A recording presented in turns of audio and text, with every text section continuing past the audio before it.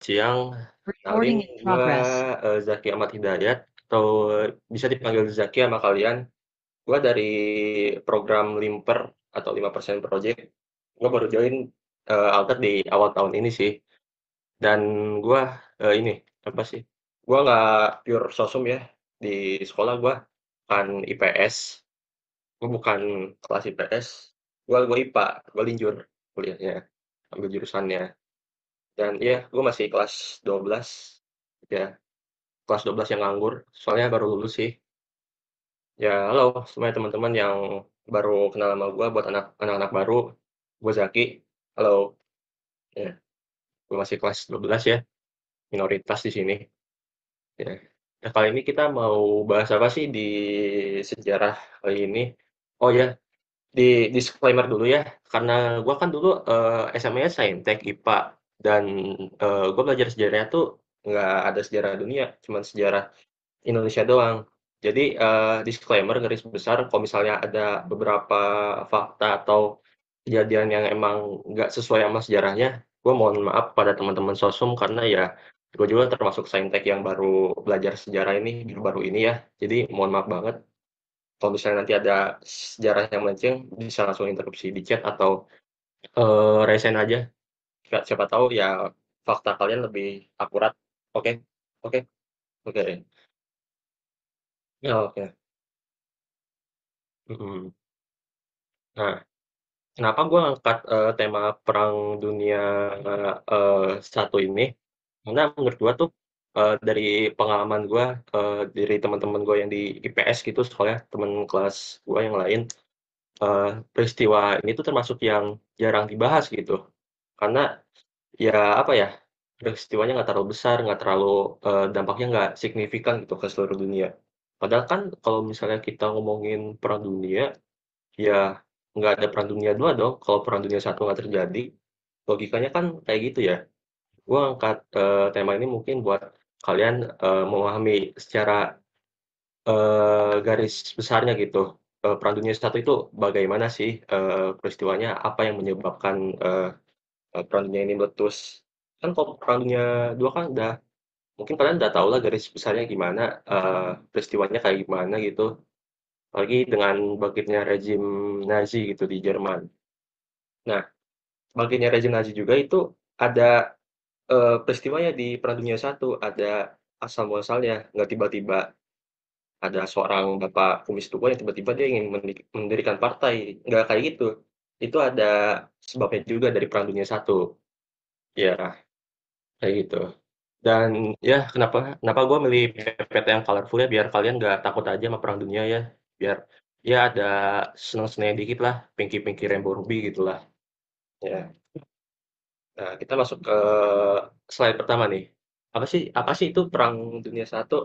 Nah, Perang Dunia I adalah sebuah perang global yang terpusat di Eropa. Nah, Perang Dunia I ini walaupun ya konteksnya dunia ini terpusatnya di Eropa gitu. Tapi kenapa bisa disebut Perang Dunia? Karena dengan adanya perang-perang di Eropa itu tuh dampaknya bukan cuma di benua Eropa, itu tuh dampaknya ke satu dunia tuh.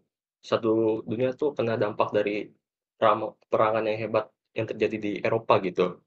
Ya, timeline-nya tuh dari 28 Juli 1914 sampai 11 November 1918. Dan Perang Dunia ini merupakan perang pertama di umat manusia yang korban jiwanya tuh sampai puluhan juta, yang dampaknya tuh berkepanjangan sampai puluhan tahun lamanya gitu. Nggak ada suaranya. Tes, lo, ada suaranya nggak? Ya, ada. Mungkin itu nge-lag atau volumenya digedein aja. Boleh next ya. Nah, sebelum kita masuk ke konflik Perang Dunianya, mari kita bahas kondisi Eropa sebelum terjadinya Perang Dunia I. Nah, awal abad ke-19, tepatnya itu pada tahun 1800-an sampai abad 20 awal itu, di Eropa tuh sedang sedang terjadi sebuah revolusi gitu, revolusi industri. Mungkin kalian nggak asing kan yang sama namanya revolusi industri, apalagi yang terjadi di Inggris. Kalian pasti ya udah pernah dengar dikit dong tentang revolusi ini. Nah, di revolusi industri ini, khususnya di negara-negara Eropa, nggak ada, khususnya di negara-negara Eropa tuh mereka tuh saling berlomba-lomba buat kayak meluaskan pasar dagangannya, membuat produk yang mutakhir dan canggih teknologi buat mereka tuh dijual ke pasar-pasar di Eropa. Jadi bisa dibilang revolusi industri ini jadi tonggak buat Eropa yang tadi dari zaman terbelakang, dari yang tadi teknologi belum canggih, mereka dengan revolusi industri ini mereka eh, ada semacam banyak invention atau penemuan-penemuan yang bikin Eropa tuh maju gitu sampai zaman sekarang kayak gitu.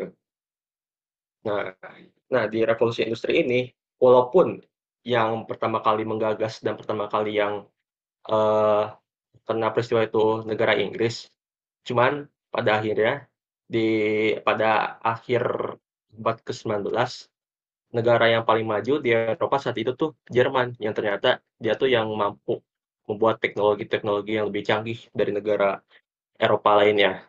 Nah, di Eropa sendiri pada saat itu di abad ke awal abad ke-20 tuh udah ada 4 kekaisaran besar yang jadi kayak ya player player intinya lah gitu, pemain inti dalam politik di Eropa ini.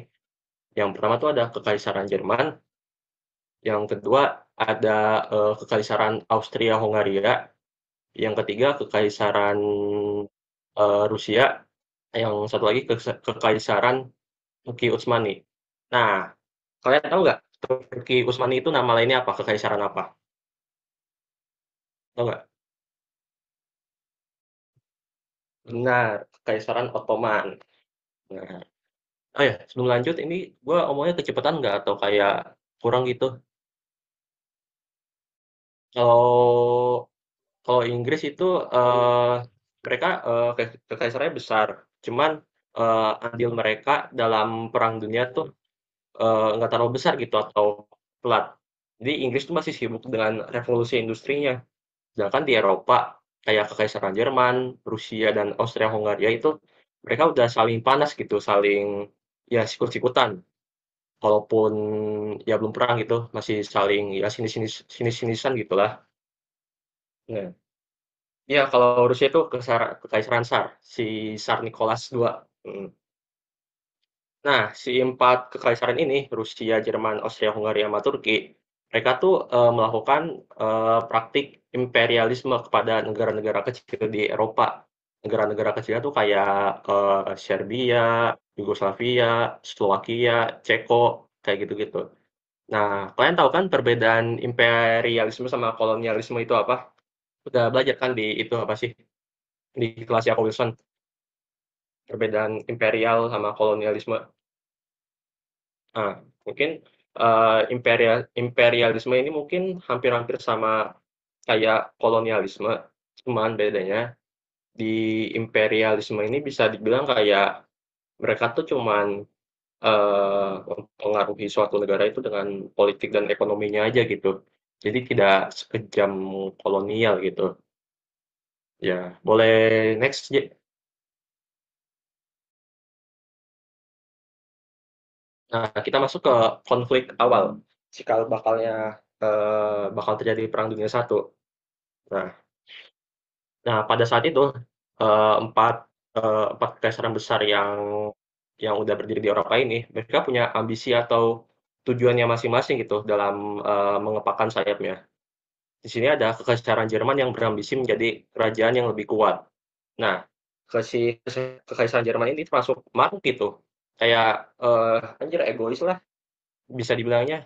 Dia tuh udah paling kuat, tapi rasa egonya belum cukup, jadi dia pengen menguatkan kekaisarannya lagi. Nah, bagaimana cara mereka lebih menguatkan kekaisarannya lagi? Yaitu dengan banyak memproduksi senjata sama melatih angkatan militernya gitu. Jadi bisa dibilang kalau kekaisaran lain tuh militernya masih biasa aja, tapi di kekaisaran Jerman ini mereka tuh udah lebih canggih, lebih curi start gitu. lebih duluan. Emang babi babi pateh Jerman ini, nyuri start duluan, ya. Nah, sedangkan si Kekaisaran Rusia mereka tuh masih nyantui gitu. Di sini bisa dibaca, Kekaisaran Rusia yang berusaha menyatukan bangsa Slav. Jadi ya, kalau si Kekaisaran Jerman, dia kan fokusnya mau, nguatin negaranya ya, dengan memproduksi senjata secara massal. Nah, si Rusia ini mereka masih mau nyari bangsa Slav gitu.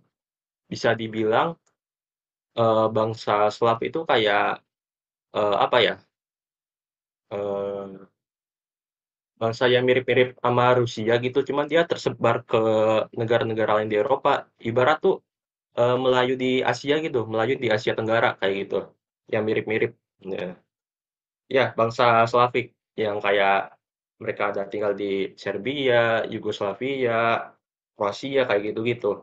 Nah, sebenarnya kan itu, si Kekaisaran Rusia itu mereka tuh mau menyatukan negara-negara kecil itu supaya mereka bisa bergabung ke Rusia gitu, di bawah jadi di bawah satu kekuasaan Rusia doang gitu. Ya itu sih biar tujuannya, biar mereka bisa menyatukan saudara lama lah dibilangnya, gitu. Nah yang kedua, Kekaisaran Austria-Hungaria yang berusaha mempertahankan wilayahnya Serbia, Bosnia dari Rusia. Nah kan kayak yang gue bilang tadi, bangsa Slav itu kan, tersebar di beberapa negara di Eropa.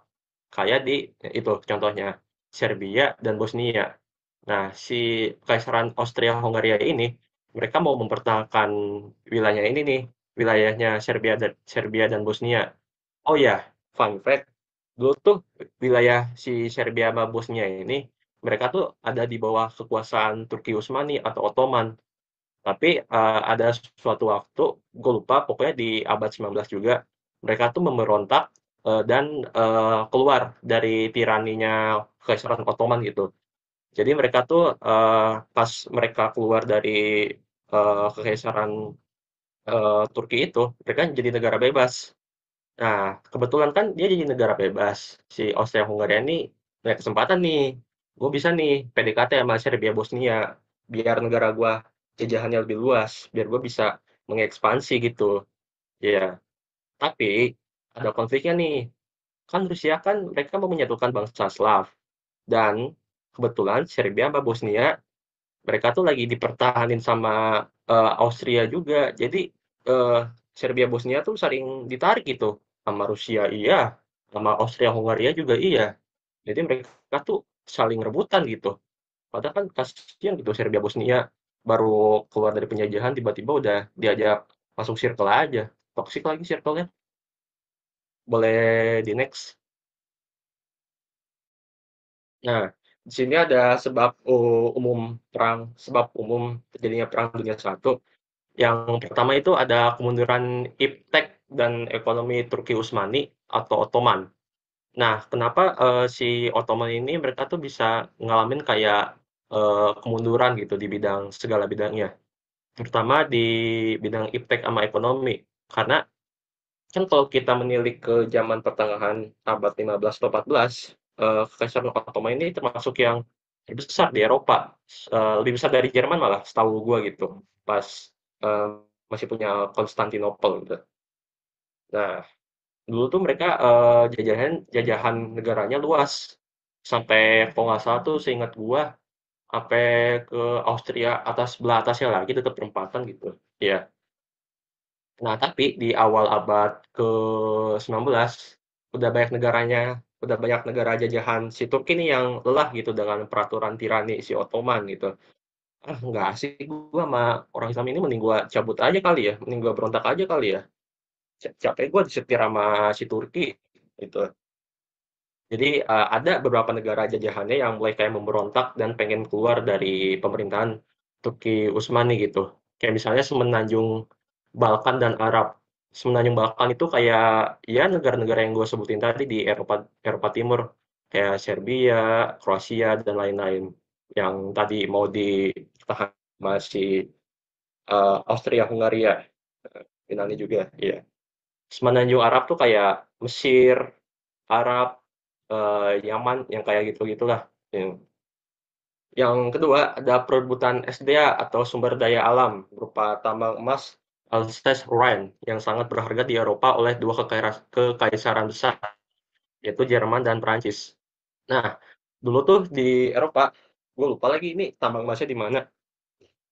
Dulu tuh ada tambang emas namanya Alsace-Lorraine yang dia tuh nyimpen emas yang bisa buat menyuplai persenjataan atau bisa diibaratkan emasnya tuh bisa menambah kekayaan suatu kekaisaran dengan mutlak gitu, yang lebih besar.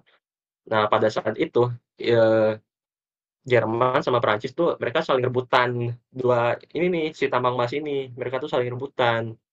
Tapi belum terjadi perang, baru kayak, ya lu tau lah, adu bacot, adu argumen gitu, belum terjadi pertumpahan darah, mhm, masih kayak merebutin si tambang emas ini. Nah, yang ketiga, ada perkembangan industri Jerman membuat komoditas Jerman membanjiri pasar Eropa. Nah, kayak yang gue bilang tadi tuh, kan di akhir abad 19 sama awal abad 20 tuh kan Jerman jadi negara atau kekaisaran terbesar gitu di Eropa, yang paling gacor lah, paling canggih gitu. Nah, saking canggihnya si Jerman ini, saking maju GDP-nya, produk-produk buatan mereka yang asli Jerman tuh sampai membanjiri negara-negara lain tuh. Saking banyaknya tuh saking banyaknya, sampai-sampai produk, ori negara lain tuh mereka nggak punya tempat atau pasar buat jualin barang-barangnya.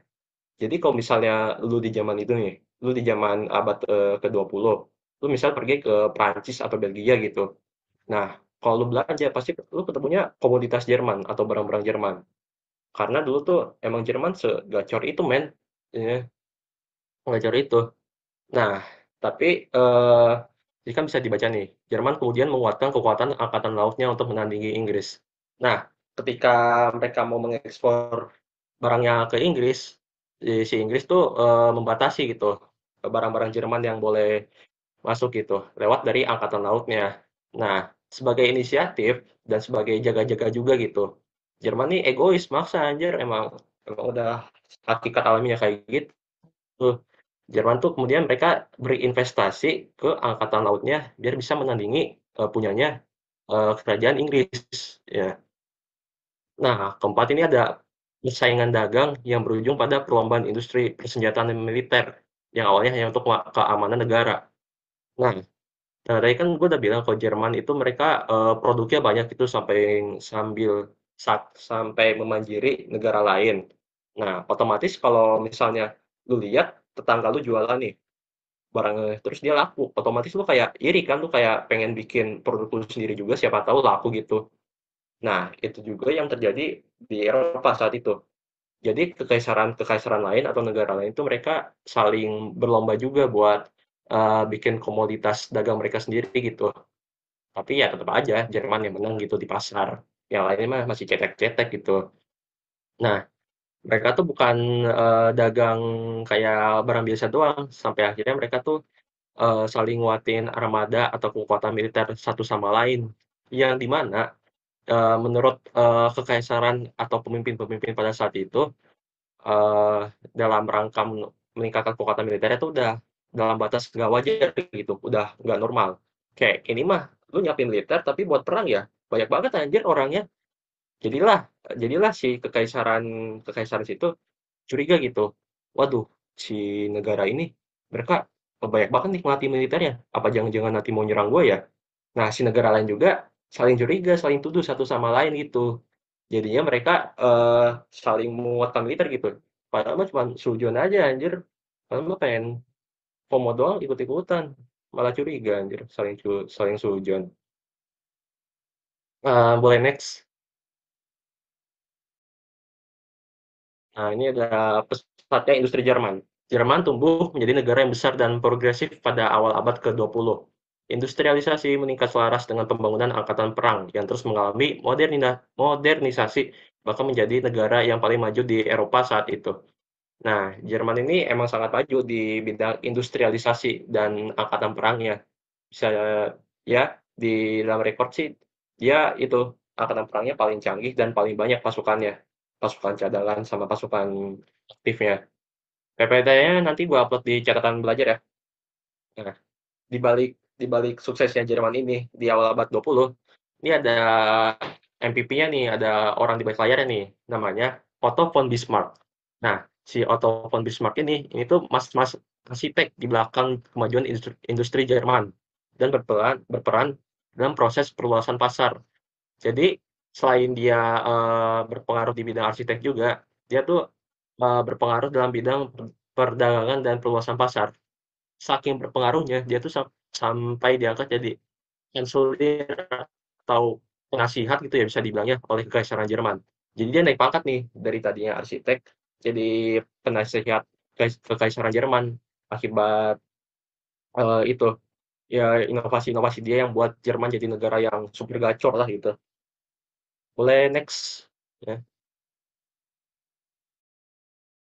Nah, ini ada Amerika nih. Amerika juga walaupun nah, fun fact, Amerika nih awalnya pada saat Perang Dunia itu meletus, mereka tuh belum langsung ikutan gitu, belum langsung kayak ikut-ikutan perang. Mereka mereka nggak FOMO gitu. Nanti ada peristiwa sendiri yang membuat mereka tuh marah, pengen ikutan memerangi negara Eropa nih.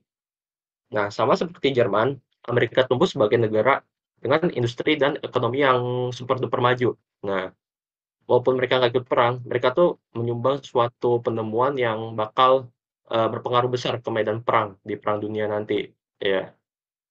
Nah, pada tahun 1903, pesawat terbang pertama di dunia tercipta ketika Wright bersaudara, Orville Wright sama Wilbur Wright kalau nggak salah. Kalian pasti tahu kan, penemu pesawat terbang, Wright bersaudara. Nah, mereka tuh yang menciptakan pesawat terbang pertama di dunia gitu.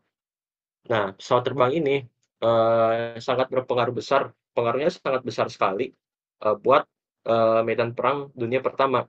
Soalnya yang seperti kita tahu, eee, cara negara-negara berperang di perang dunia itu, mereka tuh belum secanggih perang dunia 2.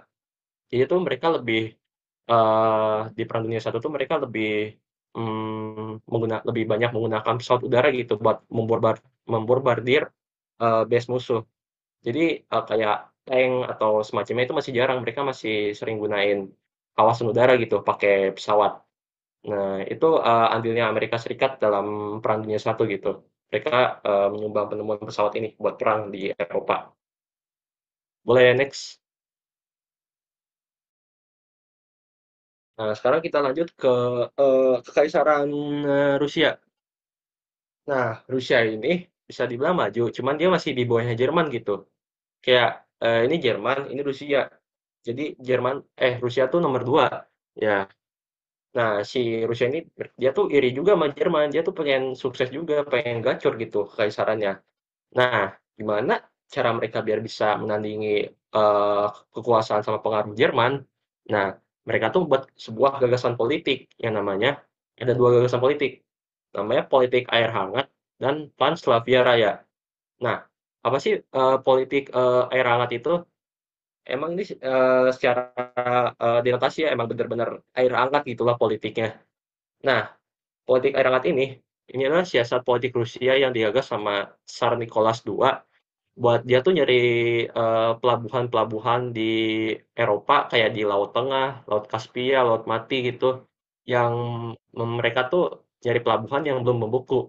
Karena pada saat itu Rusia kan, dari yang gua tahu ya, Rusia itu kan negaranya deket banget sama Antartika dan dia tuh sering itu kan apa sih, kena musim dingin berkepanjangan gitu.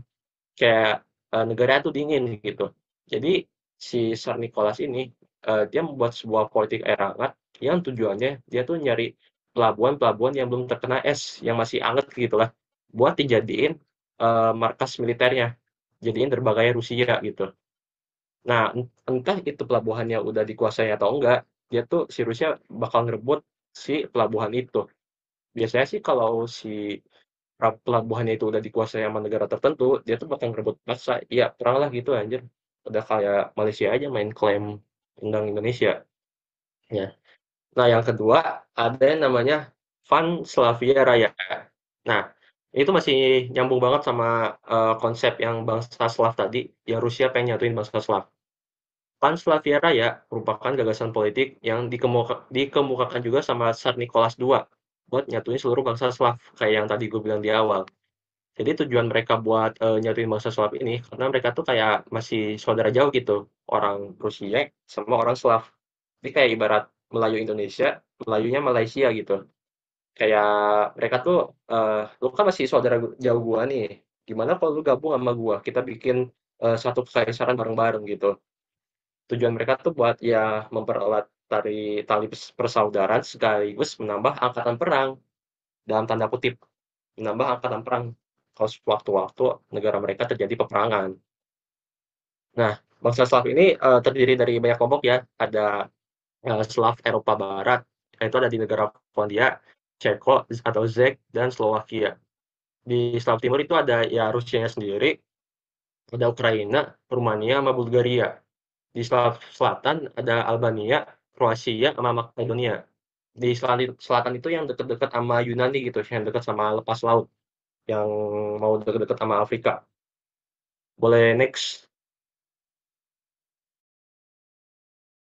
Nah, nah, Georgia itu masih setahu gua tuh walaupun bangsa Slav, dia tuh masih nggak dalam radar politiknya si Kekaisaran Rusia. Mungkin karena setahu gue itu mereka negaranya terlalu miskin gitu. Kayak ya udahlah, gak guna mending mati aja gitu daripada jadi beban di kekaisaran gua. Karena mungkin status negara itu yang banyak konflik dan miskin juga gitu. Setahu gua, tapi CMIW, CMIEW, IIW, ya, IIW sih. Astaga. Ya. Nah, dampak dari banyaknya yang tadi gue bilang di awal-awal, banyak negara yang saling curiga karena saling militernya ya, karena saling curiga. Nah, pada akhirnya ada beberapa negara Eropa yang mereka tuh circle-an kekaisarannya. Sini ada pembentukan aliansi militer. Nah, dampak lanjutan dari kecurigaan negara di Eropa adalah beberapa negara membentuk koalisi militer yang bertujuan untuk mempertahankan wilayah dan meningkatkan kekuatan militernya. Nah, aliansi yang paling awal yang terbentuk di Eropa pada saat itu, ada yang namanya, Triple Alliance atau Trio Maut, karena bertiga lah ya. Nah, pada 20 Mei 1882, terbentuk suatu aliansi Trio Maut militer antara Kekaisaran Jerman, Austria-Hungaria, sama Italia, bernama Triple Alliance atau, Blok Triple Alliance ya.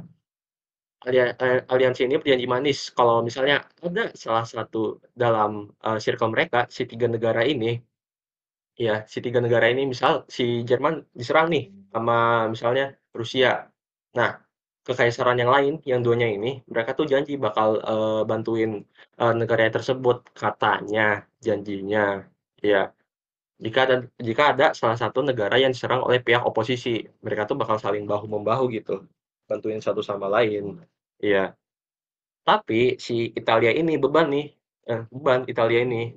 Jadi dia tuh emang udah beban dari Perang Dunia Pertama anjir, bukan di Perang Dunia doang anjir.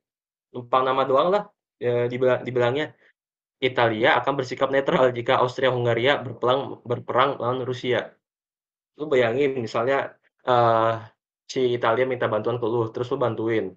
Nah, pas lu diserang atau mau menyerang Rusia, tiba-tiba si Italia numpang nama doang, diam diam diam doang gitu di circle lu.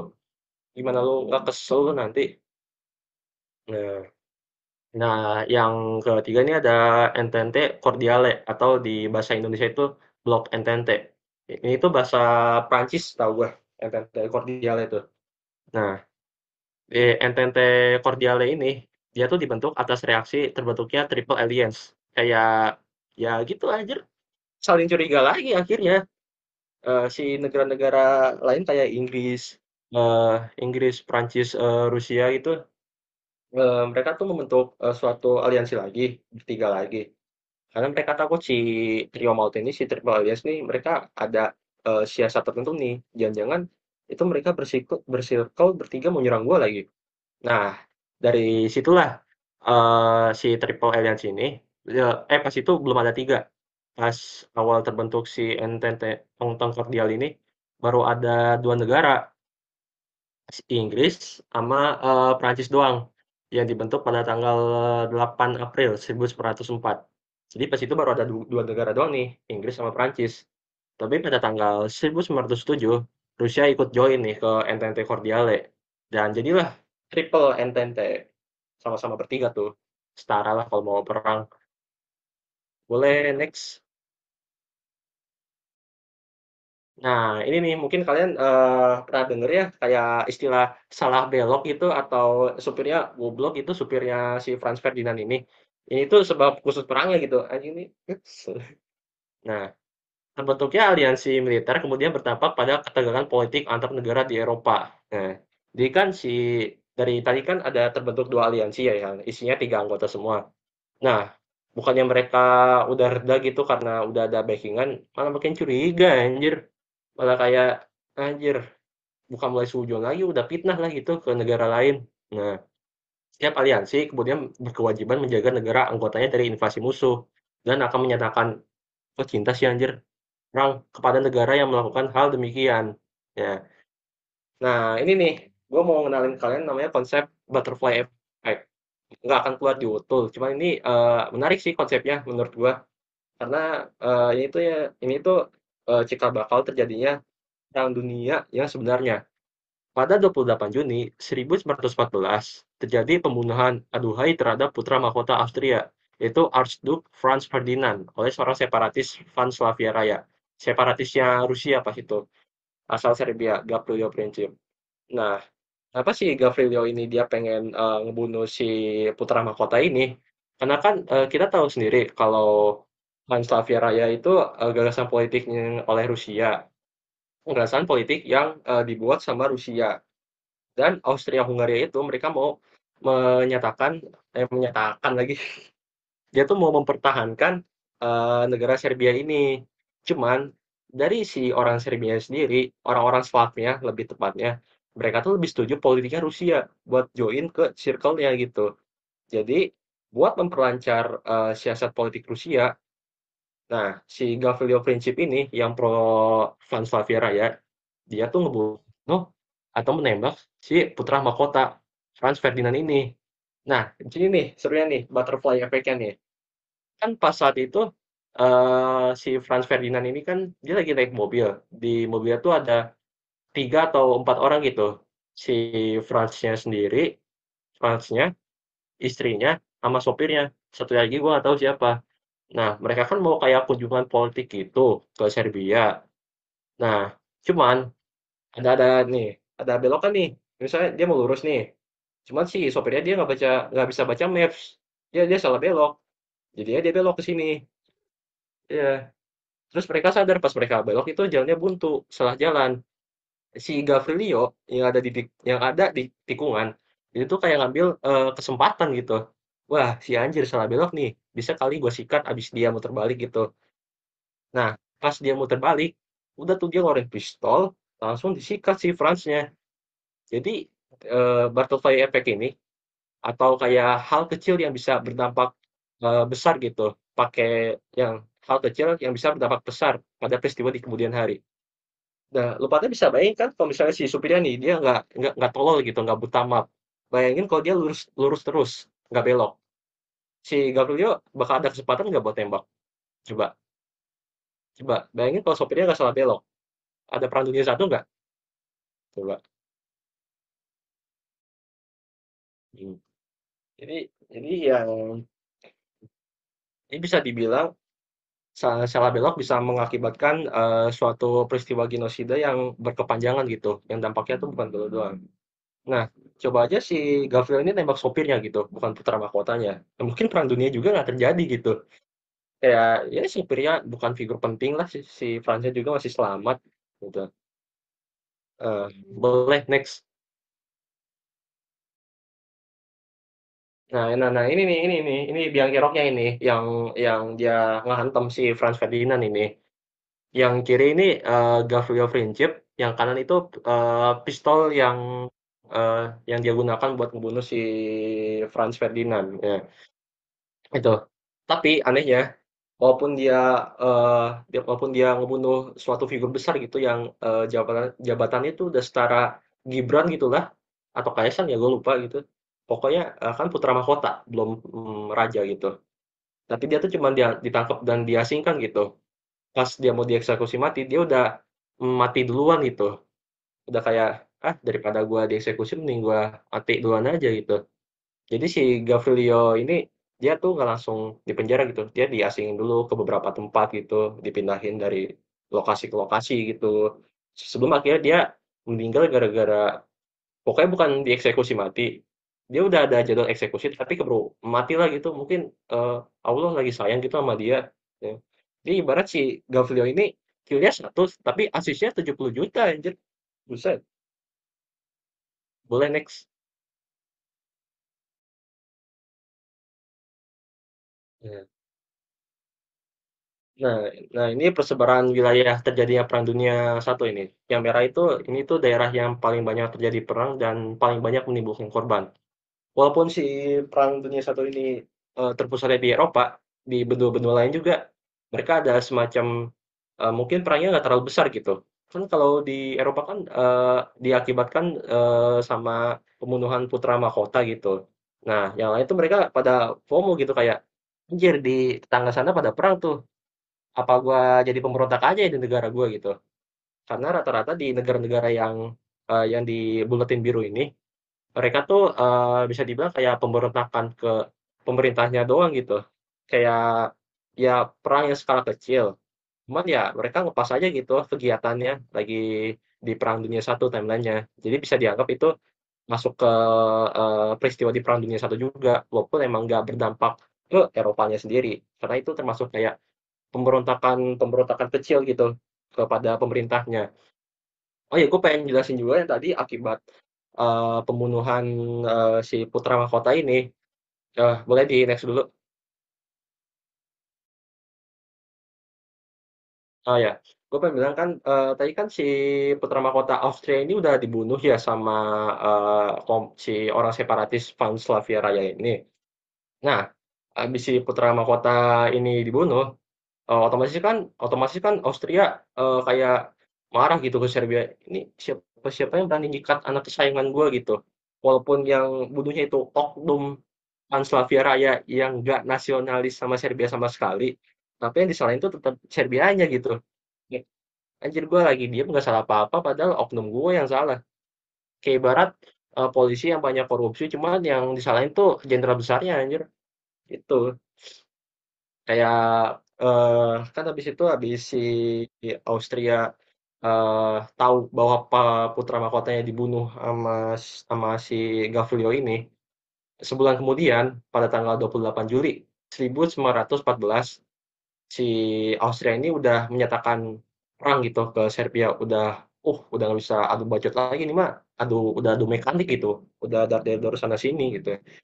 Nah, karena tanggal 28 Juli lah Perang Dunia I meletus. Nah, kan, si Austria Hungaria ini mereka masuknya ke Triple Alliance tadi ya, yang ada Kekaisaran Austria Hungaria, eee, Italia, sama Jerman. Ya, otomatis kan, kayak yang, dibikin perjanjian di awal-awal, kalau ada satu negara yang diserang sama negara lainnya, negara lain, wajib, itu melindungi negara tersebut. Tadi Triple Alliance itu ada Austria Hungaria, Jerman, sama Italia. Nah, karena pada saat itu si Austria lagi perang sama Serbia, dan Serbia ini kan kebetulan daerah yang mau dikuasain sama Rusia. Otomatis Rusia juga mau nggak mau harus ya nyerang Austria dong, biar si Serbia ini bisa aman buat dia kuasain gitu suatu hari nanti. Nah, Rusia kan berafiliasi dengan Prancis pas itu, si blok Entente ini tadi, Entente Cordial ya, ya. Nah, Rusia pas zaman Perang Dunia I tuh terkenal walaupun kekuatan militernya gede, cuman terkesan lambat gitu dalam mengatasi perang. Kayak ya teknolo Ong Tong Tong Cordial ya nggak tahu gue nggak bisa bahasa Prancis, gue Sunda. Apa tuh? Maaf maaf, Ontong Cordial. Ya. Nah, Rusia ini walaupun negaranya ah, Ong Tong Tong Cordial, Ong Tong Tong, Ong Entente, Ong Tong Tong Cordial. Ya, dia dia gitu. Kan si tadi gue nyampe mana ya? Oh, Rusia ini kan walaupun negaranya paling gede di dunia pada saat itu tuh, angkatan militer mereka juga termasuk gede. Cuman bisa dibilang kayak ya teknologi sama orangnya banyak, cuman, organisasinya jelek gitu, kayak, ya alat-alatnya udah bagus, tapi cara mereka memimpin suatu militer itu masih butut gitu, masih jelek, pemimpinnya nggak bener. Iya.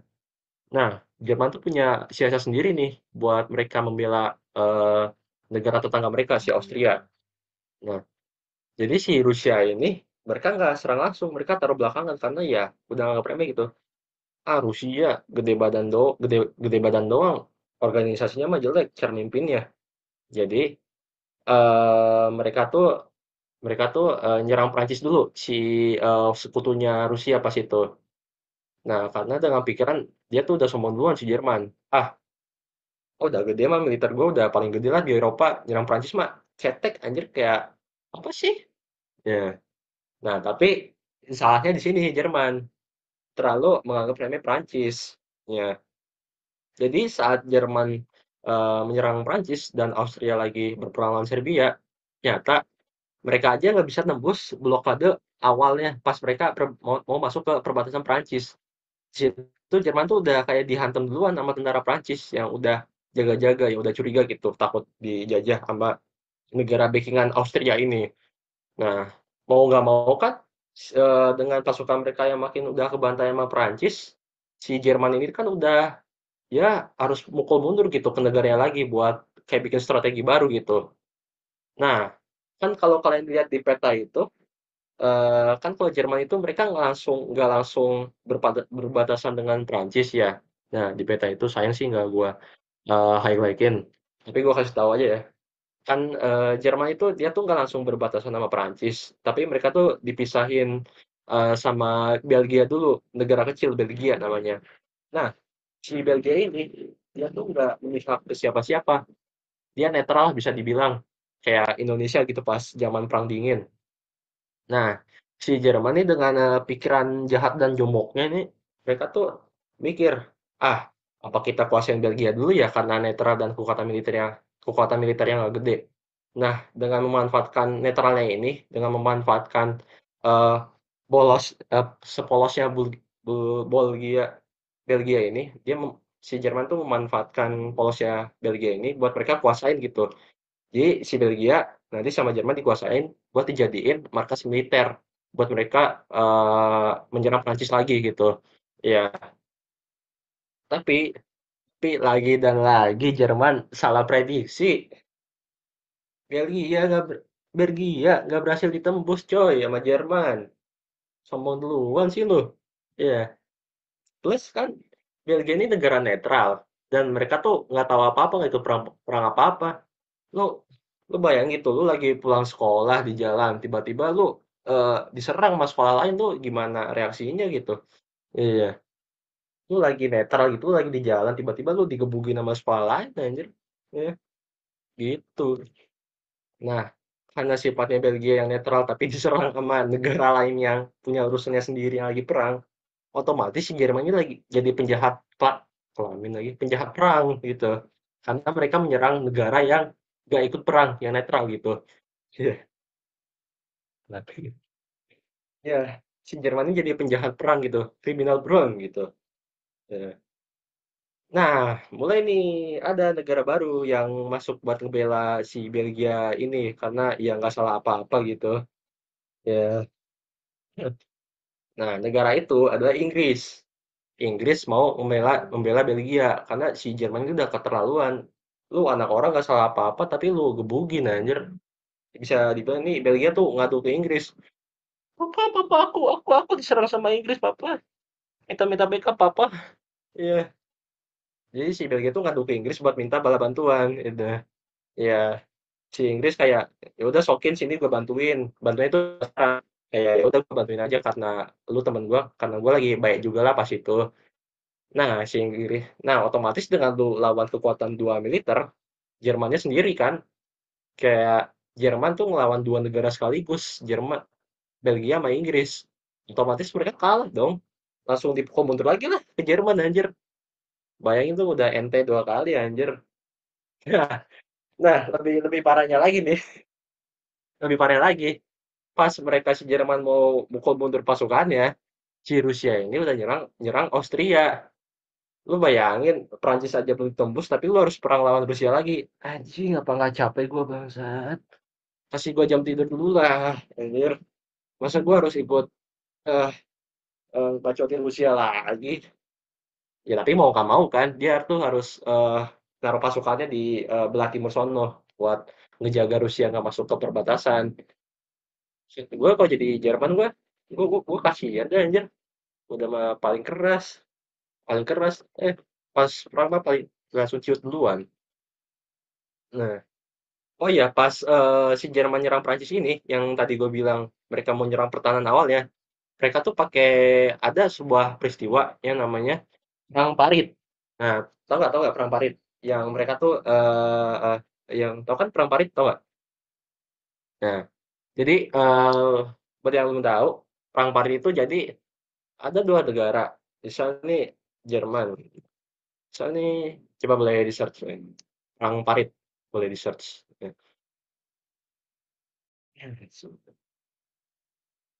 Ya. Ya, perang Parit itu jadi ibaratnya ini Jerman, ini Prancis. Nah, mereka tuh kalau perang Parit itu mereka tuh nggak all out langsung mereka langsung gebug-gebugan satu sama lain. Jadi mereka tuh membuat sebuah lubang yang panjang, yang dangkal, yang dalam gitu. Boleh tunjukin gambarnya aja nggak? Biar ada gambaran gitu. Ya, ya.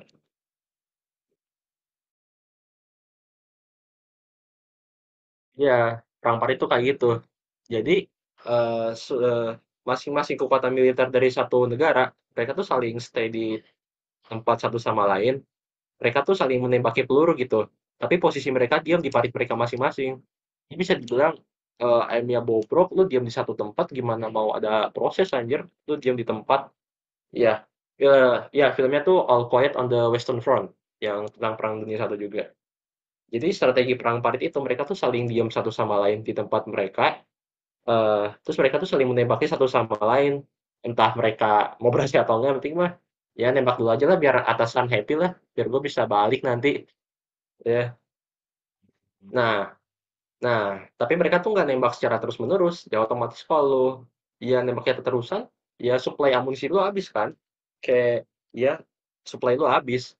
Nah, misalnya nih si Jerman kehabisan suplai, dia kan otomatis harus nunggu kayak bantuan dari negaranya buat datang gitu. Nunggu amunisinya datang lagi. Nah, otomatis pas Jerman ini lagi kosong amunisi, lagi nggak punya persenjataan, si Prancis ini yang di Parit, mereka langsung keluar gitu, muncul dari lubangnya buat kayak ya langsung nyerang Jerman gitu pas lagi lengah, pas mereka nggak ada senjata sama sekali. Nah, di situ tuh ada itu negara bisa menang di Perang Parit dengan memanfaatkan kelengahan atau kurangnya supply gitu dari satu negara yang udah kurang. Si Perancis ini mulai charging atau enggak mulai membabat si paritnya Jerman pas mereka lagi kosong. Kasihan gitu, lagi capek-capek tiba-tiba udah dibantai aja sama negara sebelah. Nah, ada suatu aturan di Perang Dunia ini, mereka tuh nggak boleh pakai senjata kimia atau kayak hmm, bom-bom beracun gitulah buat ditaruh di perang parit gitu. Karena ya udah termasuk gak manusiawi sama itu anjir apa sih? Matinya tuh menyakitkan. Udah pelan-pelan tapi menyakitkan gitu. Kalau pakai unsur-unsur kimiawi. Nah, lagi-lagi si Jerman J-nya Jomok ini, mereka tuh udahlah bacot gue udah jadi kriminal perang, gue udah bersalah tanggung lah. Gue ngelanggar satu aturan lagi gitu lah. Mereka ini pakai bom kimiawi, pakai bom racun.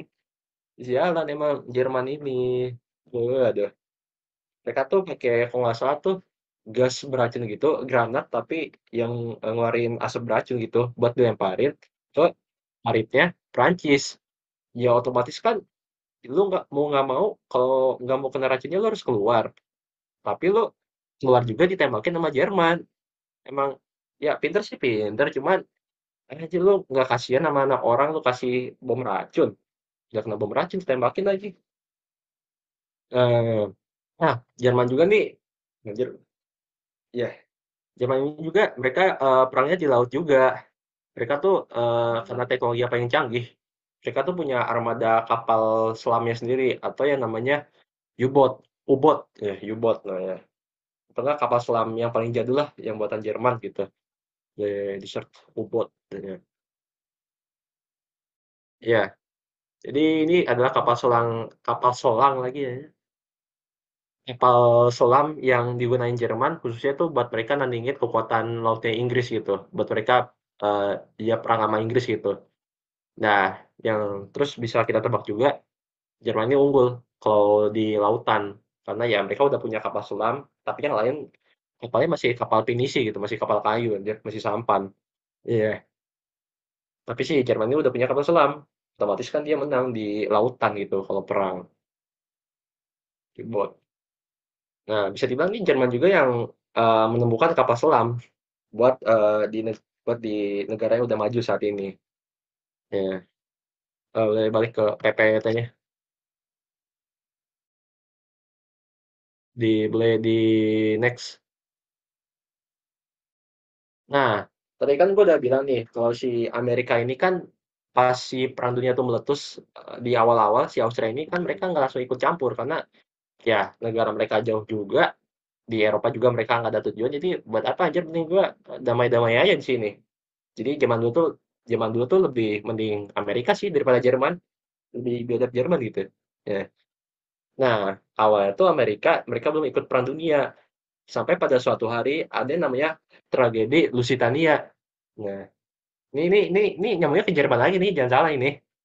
Pada tanggal 7 Mei 1915, kapal selam U-boat Jerman meluncurkan torpedo dan menenggelamkan RMS Lusitania.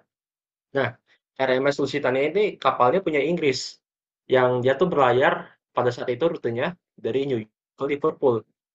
Tapi pas dia mau masukin perairan Eropa pada saat itu, udah mau nyampe Liverpool, kan si kapal selam U-boat-nya ini, si kapal selam Jerman ini lagi patroli ya di lautan lepas. Nah, mereka ngira si kapal RMS Lusitania ini, mereka tuh kapal perang gitu, yang mau ngejajah atau itu, yang mau ngerusak blokadenya Jerman gitu. Ya, otomatis kan langsung ditembak itu pakai torpedonya U-boat Jerman ke kapal selamnya gitu. Lu bayangin lu lagi tidur, lu lagi ngobrol sama teman lu di kapal, tiba-tiba eh 5 detik kemudian udah duar, ya, udah duar tiba-tiba meledak pindah alam. Ya, kayak gitu. Nah, di kapal U-boat ini nih ada banyak ratusan orang Amerika.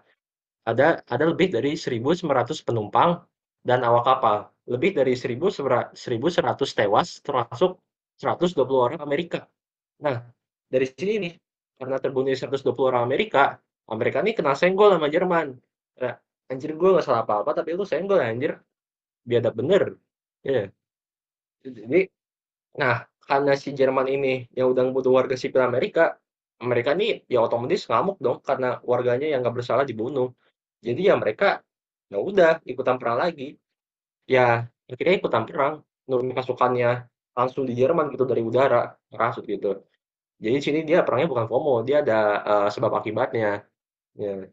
Lu bayangin lu mau dagang nih dari New York ke Liverpool, niat lu buat dagang gitu anjir. Tiba-tiba lu duar di rudal sama kapal selamnya Jerman gitu. Kan kan banjir momen gitu ya. Ini situasi anjir apa buset gitu. Iya.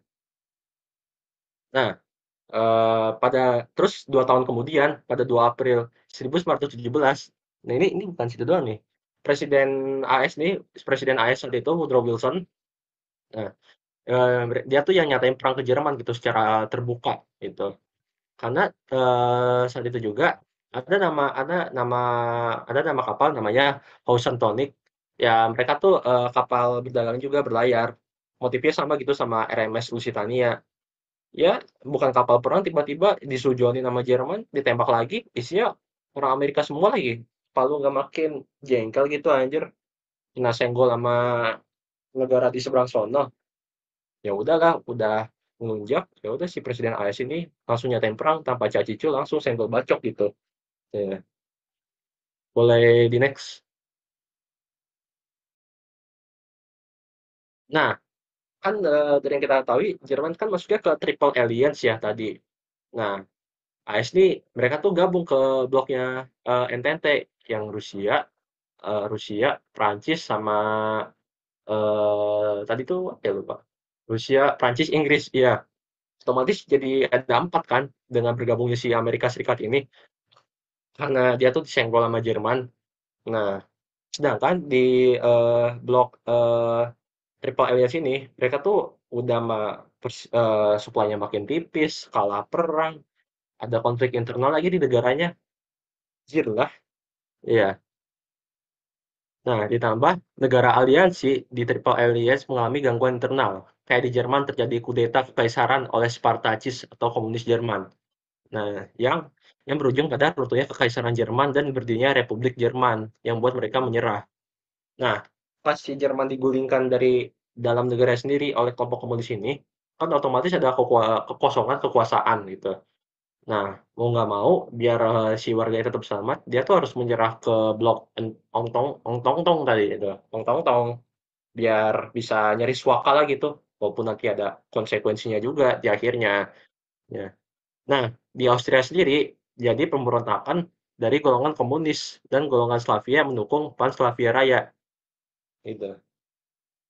Nah, dari pemberontakan ini oleh kelompok-kelompok separatis di negara itu, Kaisar kemudian turun tahta dan menyebabkan Austria-Hungaria menjadi negara republik juga.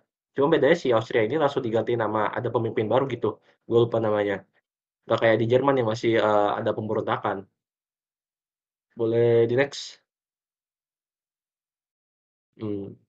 Nah, Rusia kan ini mereka masuknya ke Ong Tong Parlial ya tadi tuh. Masuk ke blok yang menang juga. Iya. Masuk ke negara dengan blok yang menang. Nah, meskipun Rusia ini termasuk negara yang menang, namun Rusia ini menderita kesengsaraan sama kelaparan nih akibat FOMO ikut perang gitu, ikut-ikutan blok gitu. Nah, mereka menang, cuman kan otomatis kekayaan negara mereka tergerus gitu buat angkatan perang sama senjata. Jadinya di negara tersebut tuh terjadi kelaparan yang diderita sama rakyat-rakyatnya. Ya, dan sinilah terjadi sebuah revolusi yang amat sangat, besar sekali yang mungkin, bakal membentuk suatu negara yang sesuai dengan itu logo di situ, tahu kan negara apa? Bukan Rusia, bukan. Nah, terjadi gelombang revolusi Rusia yang diperakasai oleh golongan Mensheviks atau nasionalis. Jadi golongan, kanannya gitu, dan Bolshevik, komunis atau kiri ya. Pada Februari 1917, golongan Mensheviks pimpinan Alexander Kerensky, dia tuh berhasil menggulingkan Tsar Nicholas II dan meruntuhkan dinasti Romanov yang udah berlangsung selama ratusan tahun lamanya dan membunuh seluruh seluruh keluarga Tsar. Nah, kalau kalian tahu kan pas mereka si Tsar Nicholas ini dikudeta, jadi semua keluarga Tsar itu nggak langsung dibunuh. Jadi mereka tuh dikumpulin dulu sama si kelompok nasionalis ini, terus mereka tuh diarahin ke basement, istananya ke bawah gitu. Mereka tuh disuruh masuk satu-satu ke basement itu. Satu demi satu anggota keluarga yang masuk, terus pas mereka udah masuk basement, mereka tuh, ngelihat ke pojokan tembok itu. Jadi dipaksa menghadap ke tembok dengan tangan sama mata mereka terikat gitu. Terus habis itu, ketika mereka udah di baris ini, langsung dieksekusi sama kelompok nasionalis ini. Jadi ya, mayatnya itu masih ada di basement, ditinggalin di basement gitu. Otomatis dengan, runtuhnya kekaisaran Tsar Nicholas ini, ya si kelompok nasionalis ini kan yang memegang, kekuasaan pemerintah sekarang. Jadi ada selang beberapa bulan, negara Rusia ini jadi negara nasionalis liberal gitu anjir. Jadi fun fact ya, Rusia itu pernah jadi negara ini, nasionalis selama beberapa bulan doang, ya. Lalu pada akhirnya, pada Oktober 1917, golongan Bolshevik merebut kekuasaan dari si nasionalis ini. Jadi mereka tuh ngerebut pemerintahan dari si golongan nasionalis yang tadinya ngerebut pemerintahan dari Tsar Nicholas juga. Iya, kayak gitu. Dan mungkin kalau tokoh-tokoh komunis kalian nggak asing ya kayak Vladimir Lenin, Joseph Stalin, ya bapak bapak penemu Uni Soviet lah gitu. Nah, setelah ada pertikaian antara golongan komunis sama nasionalis, ya pada akhirnya komunis yang menang. Si Lenin, Trotsky sama Stalin ini. Dan berdirilah dari sejak saat itu sebuah negara yaitu USSR atau Union of Soviet Socialist Republic atau Uni Soviet sampai sekarang. Nah, dengan sistem komunis yang mereka bawa dari Uni Soviet ini, mereka tuh bisa mensejahterakan rakyatnya pada saat itu. Dan oh iya, pas si Uni Soviet ini terbentuk, politik gagasan dari bangsa Slav yang diprakasai sama kekaisaran sebelumnya tuh berhasil mereka capai di sini. Jadi bangsa-bangsa Slav tuh berhasil mereka satuin gitu. Sampai nanti ada perpecahan lagi di Perang Dingin, itu masih lama banget. Dan ya Uni Soviet bubar terus jadi Rusia sampai sekarang. Dan mungkin buat kalian yang belum tahu, kalian tahu kan kayak negara-negara kecil kayak Kazakhstan, Uzbekistan, Tajikistan kayak gitu-gitu. Tahu kan yang ada di Asia Tengah yang dekat-dekat sama Rusia itu? Nah, itu tuh negara pecahan dari Uni Soviet. Jadi pas Uni Soviet masih sebuah negara, itu tuh mereka tuh masih ada di satu kekuasaan. Tapi setelah Uni Soviet bubar jadi Rusia, mereka ikut pecah juga jadi negara-negara kecil gitu. Ya, boleh next. Nah, ini akibat dari Perang Dunia Satu ya. Perang Dunia Satu mengakibatkan kerugian material dan psikis yang sangat besar. Ada 70 juta tentara tewas dalam permainan politik para penguasa ini. Dan ada 10 juta warga sipil, terus 20 jutanya terluka gitu. Nah, dari dampak politik ini juga, empat kekaisaran yang tadinya jadi pilar di Eropa pada awal abad 20 itu jadi pecah semua gitu. Jadi pada intinya nggak ada pemenang, semuanya kan pecah masing-masing, jadi negara republik semua itu. Ya, kayak Jerman, Turki, Jerman, Ottoman, Austria-Hongaria, terus kayak Rusia, mereka akhirnya ya kaisarnya turun semua itu, digulingin. Jadi mereka eh, negara republik sampai sekarang. Nah, nah, apa? Nah, fun fact nih, kan fun fact di Turki Utsmani atau Ottoman ini, mereka tuh kan sebelumnya menguasai negara-negara di semenanjung Arab atau di Timur Tengah gitu kayak Arab, Yemen, Yordania kayak gitu-gitu. Nah, di peristiwa itu mereka punya sejarah sendiri. Ada pemberontakan di Arab, gue lupa namanya apa.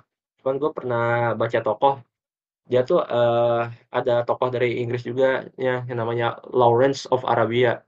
Dia tuh yang bantu suku-suku kecil di Arab buat memberontak kepada Ottoman juga, si Lawrence of Arabia ini. Dia tuh orang Inggris yang bantu kemerdekaan Arab pas waktu itu. FYI aja sih, mungkin nggak akan keluar di betul. Mungkin ya di next ya. Nah, ini ada jumlah total akibatnya dari negara-negara besar yang ikut peperangan ini. Ini tuh baru kekuatan militernya aja, belum kayak warga sipil atau sebagainya. Ini itu berapa ini tuh jumlah korban militer yang gugur dalam peperangan. Inggris ada 887.000 sekian jiwa, Prancis ada 1 juta, hampir 400 korban jiwa, Rusia ada 1.700.000, Amerika ada 53.000, Austria ada 1.016.200, dan Jerman ini nih, biang kerok ini ada 1.800.000. Jadi walaupun Perang Dunia Satu ini diakibatkan oleh pembunuhan putra mahkota Austria, tapi yang paling ribet Jerman anjir, yang paling mau ikutan perang sana sini, gitu sih, yang paling ribet lah ya. Boleh di next. Nah, pasca Perang Dunia Satu nih, udah. Presiden AS Woodrow Wilson berbicara di depan Kongres untuk menjelaskan tujuan-tujuan perang Amerika yang disampaikannya dalam bentuk 14 pasal. Nah, bisa dibilang setelah Perang Dunia Satu berakhir, ada suatu konvensi yang membahas bagaimana sih cara kita mendamaikan dunia dan bikin perjanjian supaya Perang Dunia nggak terjadi lagi gitu. Nah, si Presiden AS ini, Mr. Wilson ini, dia punya ide buat membentuk sebuah organisasi yang namanya LBB atau Liga Bangsa-Bangsa yang mungkin sekarang kita kenal itu PBB. Cuman LBB sama PBB itu beda. LBB itu terbentuk karena ya dampak dari Perang Dunia Satu. Kalau PBB itu terbentuk karena ya dampak dari Perang Dunia Dua sama adanya Konvensi Jenewa pas itu.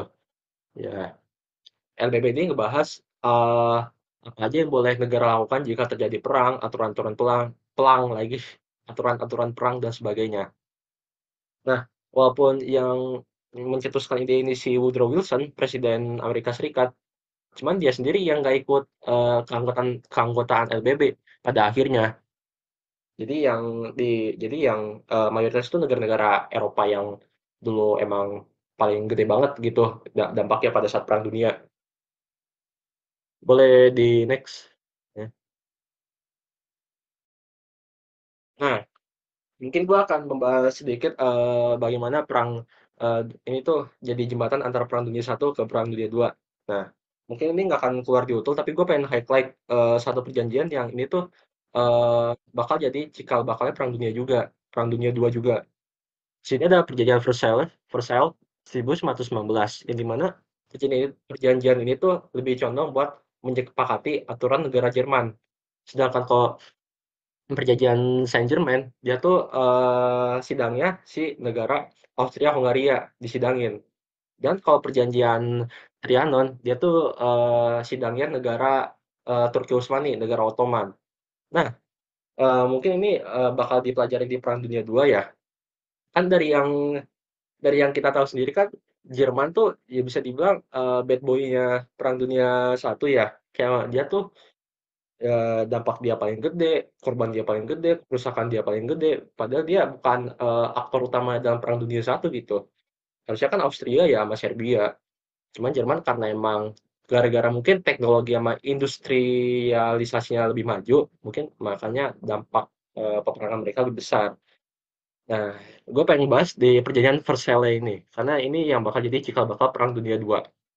Nah, Jerman harus mengganti seluruh kerugian perang. Nah, mampus lu Jerman, sekarang dia harus ganti kerugian perang akibat lu Soia dulu tuh. Ya. Terus daerah jajahan di Afrika. Nah, Jerman ini dia punya koloni juga di Afrika Utara di pas zaman awal abad ke-20. Iya. Nah, daerah jajahan di Afrika ya, daerah jajahan Jerman di Afrika ini, mereka tuh masih boleh beroperasi di sana, cuman nggak boleh kayak ada aktivitas militer gitu, dibekukan sama LBB atau Liga Bangsa-Bangsa tadi yang dibentuk sama Woodrow Wilson. Nah, dampak dari eh, perjanjian Versailles ini juga, si Jerman ini nggak boleh bangun angkatan perang juga di negara sendiri. Jadi kalau misalnya mereka mau perang atau ada konflik, ya mereka harus numpang minta SDM ke negara lain gitu. Dan belum tentu kan negara lain mau minjemin ke negara yang dulunya so iya gitu perangnya. Belum belum tentu juga kan. Jadi di Jerman itu benar-benar dibekukan kekuatan militernya gara-gara Perang Dunia Satu. Nah, tadi kan gue udah bilang, di Jerman ini kan, kekaisarannya runtuh, terus, terus di situ ada kekosongan kekuasaan. Nah, di perjanjian Versailles ini, ya dinerf habis-habisan si Jerman ini. Nah, si Jerman ini kayak, "Anjir lu nggak bisa gini ke gua harga diri gua mau ditaruh di mana?" Nah nah, pada saat itu, di perjanjian, Versailles ini bukan dibatasin, emang dibekuin banget sampai ya nggak boleh ada tentara sama sekali, itu sampai waktu yang tidak ditentukan. Nah, di perjanjian Versailles ini ada suatu figur pria bertubuh besar dan berkumis kotak yang rambutnya klimis yang hadir pada saat sidang itu. Tebak pria, yes, tebak pria adik-adik. Ya, iya. Pria tinggi yang ditolak Fakultas Seni Rupa Desain Austria. Iya, iya. Yang menghadiri perjanjian Versailles pada saat itu. Iya benar. Iya, sohibnya Mussolini, Mas Adolf Hitler. Nah, pada saat itu kan Jerman tuh dinerf habis-habisan di sidang itu. Nah, di dalam hati Adolf ini, "Anjing ini harga diri negara gue mau taruh di mana? Udah banyak pemberontakan, kekuasaan lagi kosong." Nah, karena rasa dendam dan tidak puasnya dia terhadap negara Jerman juga yang kalah perang sama dimalu-maluin, iya. Nah, si Hitler ini dia membangun suatu partai yang sangat amat religius dengan harapan dia bisa membawa kejayaan Jerman seperti dulu lagi. Tebak partai. Iya, tebak partai.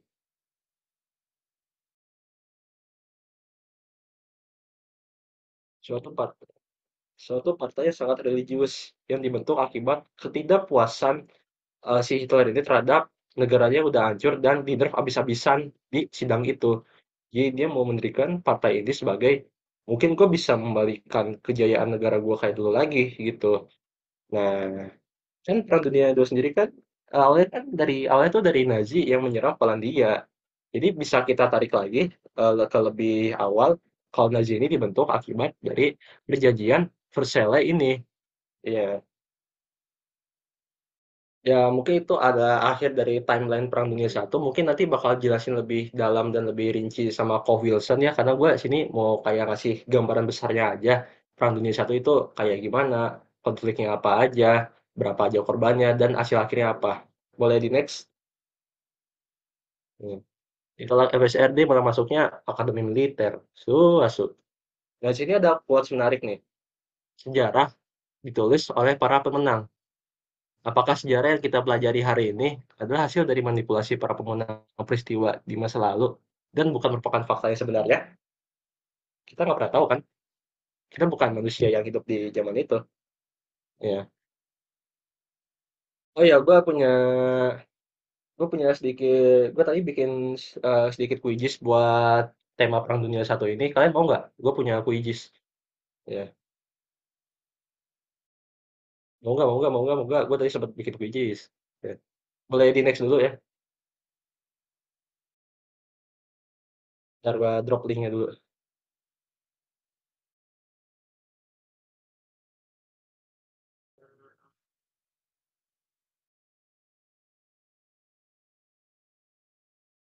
Nggak. Gue drop linknya dulu. Ya, SMP gue merah anjir.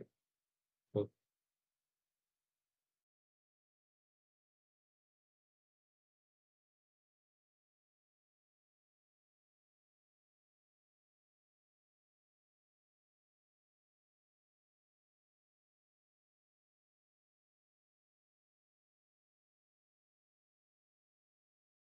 Sebarkan. Ya, mohon maaf kalau ngomong gua kecepatan atau mungkin ada beberapa fakta sejarah yang tidak sesuai dengan kejadian yang sebenarnya. Karena gua ngumpulin source atau material juga kan, cuman 2 hari doang ya. Gua kumpulin sebisa gua dari Wikipedia sama YouTube. Gua coba jelasin sebisa gua sini secara garis besarnya gimana. Ntar kuis dulu kita, kuis biar kayak live class beneran.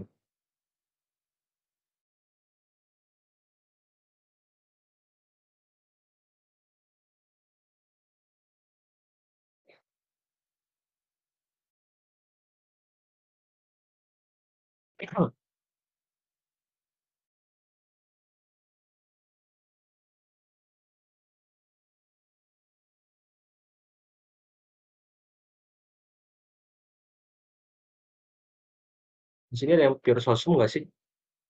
Ada yang IPS nggak?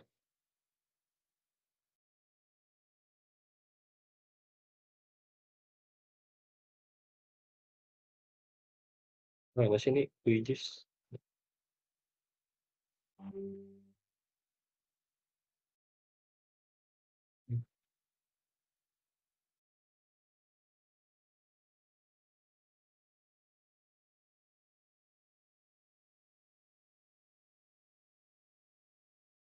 Nggak sih, kuisnya.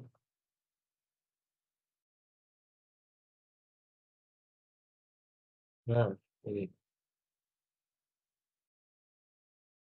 cari link, bentar, bentar.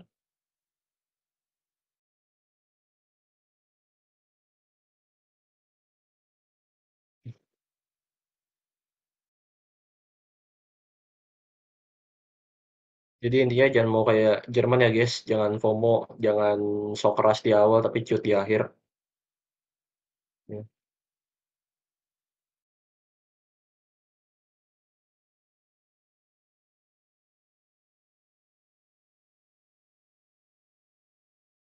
Linknya coba buka, bisa nggak?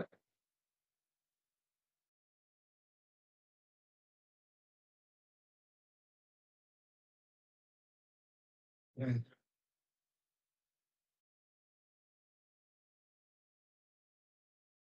Mulai itu aja, stop. Share screen. Nanti nanti PPT-nya gua taruh di catatan belajar ya, teman-teman.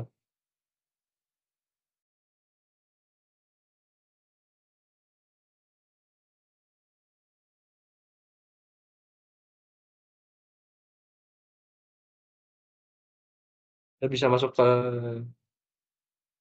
bisa dibuka nggak linknya?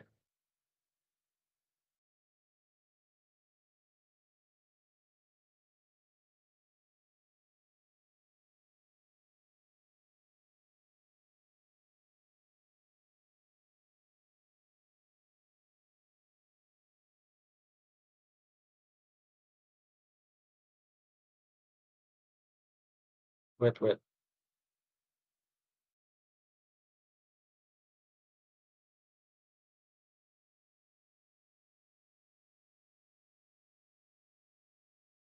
Udah gua start. Ya.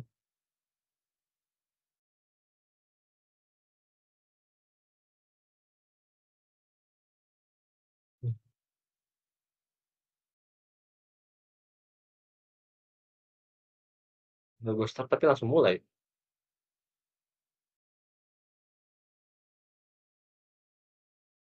Wait, wait, wait, wait, wait.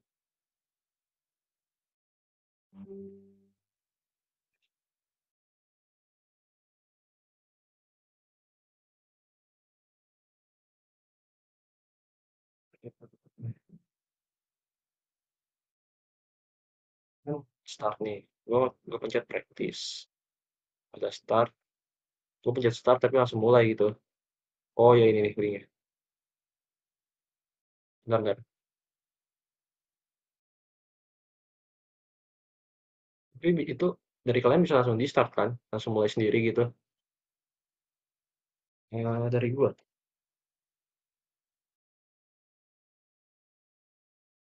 Saya, misalnya linknya sama aja.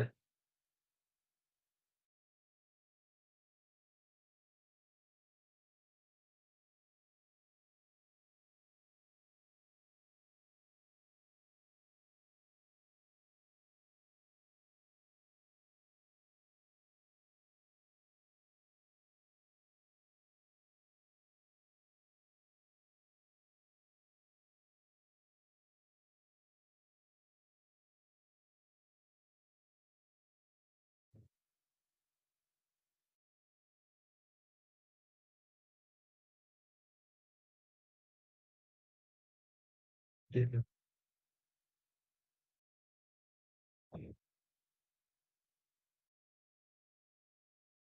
Oh, kalau udah down bilang ya.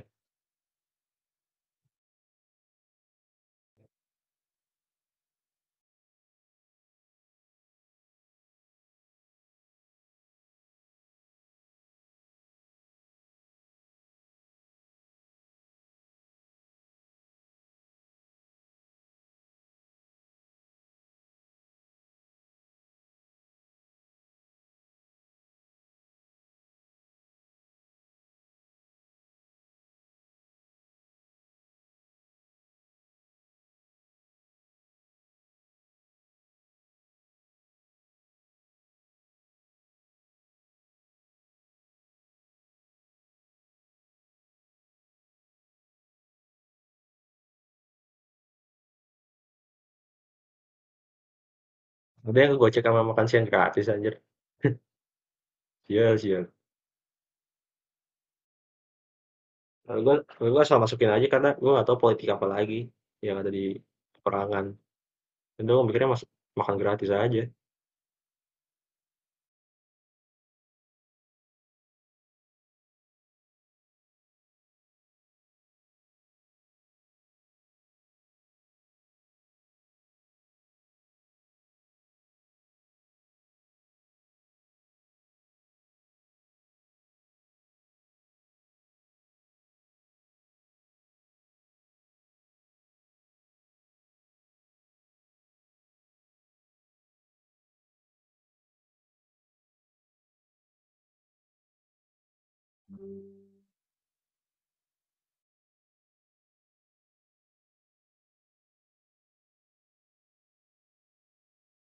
Nah,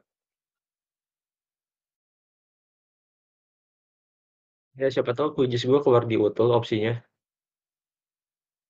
Ya makasih juga buat teman-teman yang udah mau nyebutin 50 sekian. Banyak yang teman yang udah mau join DWU gua yang sangat amat mendadak dan dengan source yang terbatas. Mungkin nanti sama Ko Wilson kita bisa belajar lebih banyak ya. Ya makasih buat semuanya. Ya dari gua sendiri mohon maaf kalau masih ada kekurangan dan iya ngomongnya belibet. Ya terima kasih pada teman-teman. See you on UTUL UGM dan PTN top 3 masing-masing. Dadah. Ya, boleh di end, Marbot.